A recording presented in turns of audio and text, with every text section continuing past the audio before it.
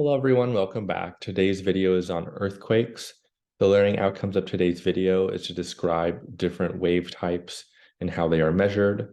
We're going to look into the differences between earthquake magnitude and intensity. And finally, we'll discuss secondary earthquake hazards.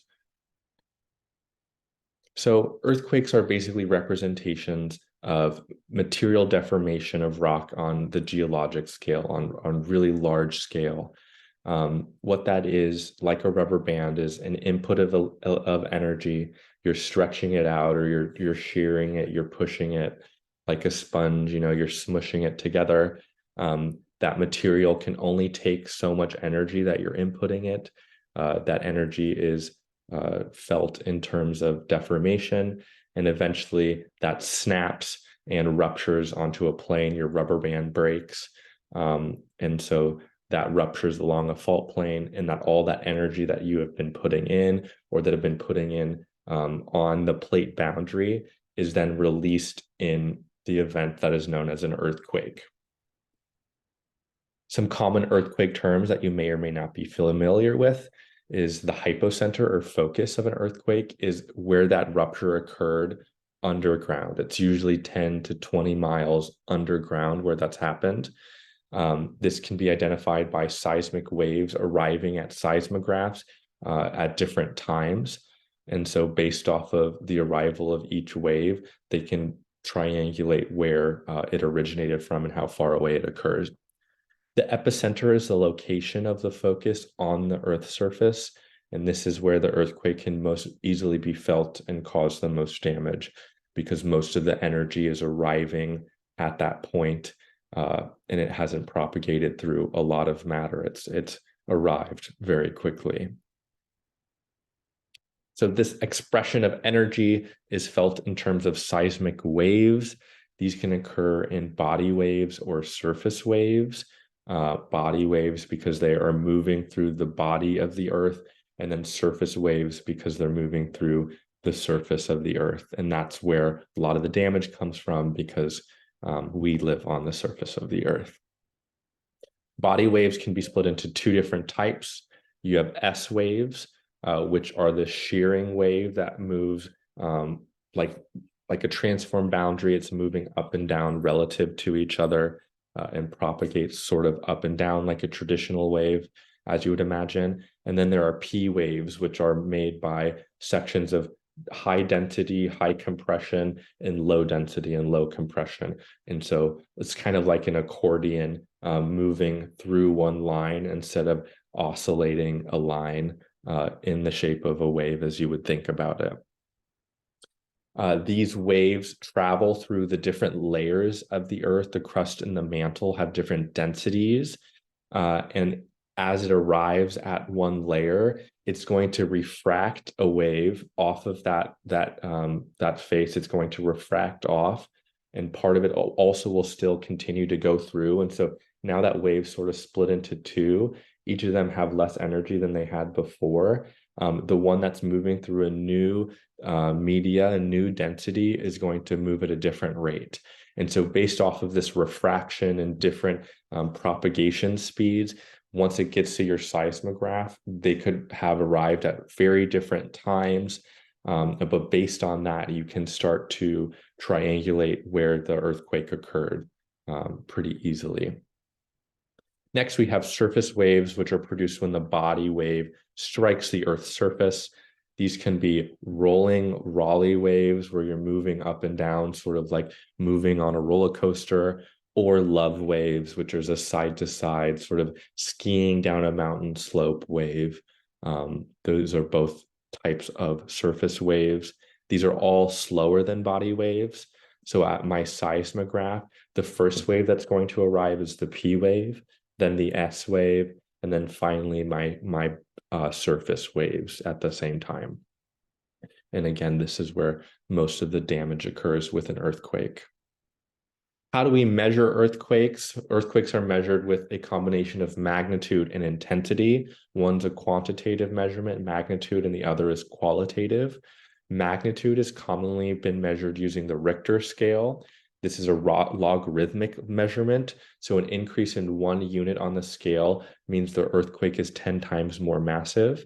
This is actually developed in CIT, and it's actually developed specifically for Southern California earthquakes, which is why nowadays we use something called the moment magnitude scale, which is more absolute. It better describes larger earthquakes. It's also logarithmic, but it's now the seismic standard. So that's the moment magnitude scale. This is a seismograph. Oh, this is a seismograph that's measuring the disturbance of a pendulum on a spring on a piece of paper. And so the amplitude of that is really what's determining the magnitude of that earthquake.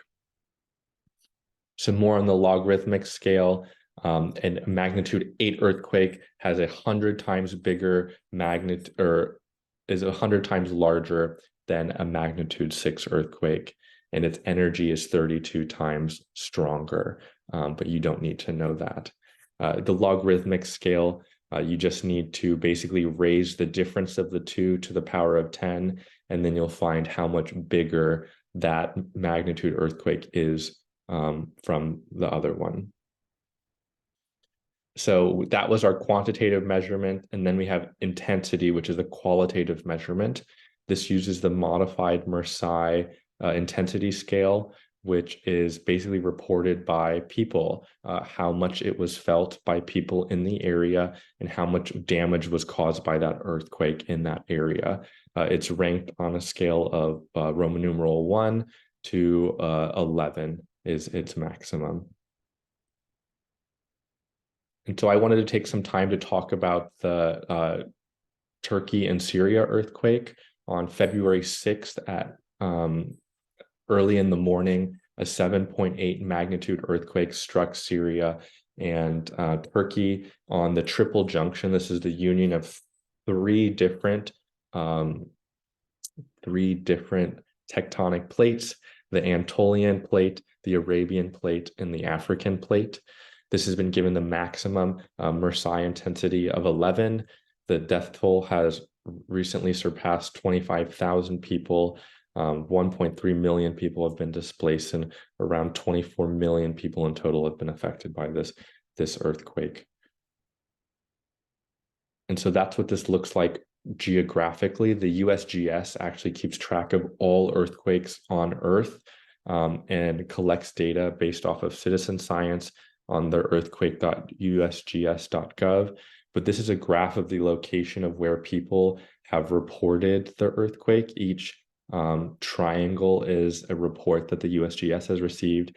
And based off of that, they've created this intensity map that shows where the intensity was felt most, closer to the epicenter, which is where the star is the epicenter. That's where the red is. It's a lot more red along the plate boundaries. And as you move away from that boundary, the earthquake has been felt a lot less. And so a lot of damage from that, but it is not the biggest earthquake possible. A magnitude 10 is the largest earthquake possible. If the whole San Andreas fault split end to end, it would only produce an earthquake of an 8.5 magnitude. The entire side of the Pacific North American continent, combined with South America, would need to move 1 entire meter to produce a magnitude 10 earthquake. And so that is absolutely massive and something we have not seen in recorded history. So a hazard is the phenomena capable of causing harm to humans and ecosystems. So I want you to take a moment and think of some secondary hazards associated with an earthquake that isn't from directly the earthquake itself. So what I wanted you to think of is the ground shaking that comes from the movement of these seismic waves. You can start a lot of fires from buildings being destroyed. Tsunamis, if it's moving through water, can cause huge waves. You can get flooding, landslides, and soil liquefaction, which soil liquefaction is the ability of soil to behave like water, to behave like a liquid, and actually sink in and move in liquid type ways. This is a map of San Francisco, parts of it that are more susceptible to soil liquefaction, this behavior like a liquid. Here we have a tsunami that hit the Santa Cruz Harbor after the Japanese earthquake of 2011. And that's formed by a lot of different propagations in the Earth's in the ocean. And then finally, ground shaking, and most of these are all depend on underlying geology. What kind of rock are you sitting on? Areas of more sand are going to experience more wave movement. And then in different poorly consolidated sediments, you'll get stronger or less earth movement. So just know that the propagation of these waves through different geologic media is going to change the intensity of how it is felt by us on the surface. And so that concludes our video.